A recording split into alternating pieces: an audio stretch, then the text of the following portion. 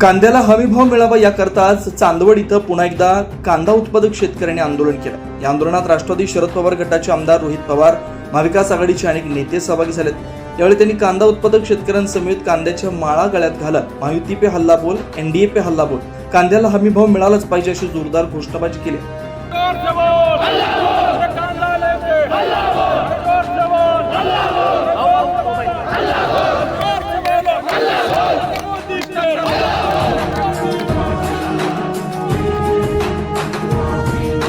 दरम्यान हे आंदोलन अधिक आक्रमक होत असल्याचं लक्षात येताच पोलिसांनी मोठा बंदोबस्त वाढवलाय। आंदोलनात आमदार रोहित पवार, शशिकांत शिंदे, काँग्रेस पक्षाचे प्रदेशाध्यक्ष हर्षवर्धन सपकाळ, शिवसेना ठाकरे गटाचे रावसाहेब दानवे यांना पोलिसांनी जबरदस्ती करत व्हॅनमध्ये बसवलं। दरम्यान आम्हाला जरी ताब्यात घेतलं असलं तरी आम्ही यापुढे कांदा उत्पादक शेतकऱ्यांसाठी आगीकूच करणारच असल्याचं हर्षवर्धन सपकाळांसह नेत्यांनी सांगितलं। त्यामुळे आता नाशिकमध्ये पुन्हा एकदा कांदा प्रश्न पेटल्याचं पाहायला मिळतंय। उन्हातानात काबड कष्ट करून पिकवलेला कांदा कवडीमोल भावात विकावा लागत असल्यानं शेतकऱ्यांनी हा आक्रमक पवित्र घेतलाय। त्यामुळे आता राज्य आणि केंद्र सरकारला जाग येऊन शेतकऱ्याला हमीभाव देणार का हे बघणं महत्त्वाचं असणार आहे। 9 न्यूज महाराष्ट्र ब्युरो, नाशिक।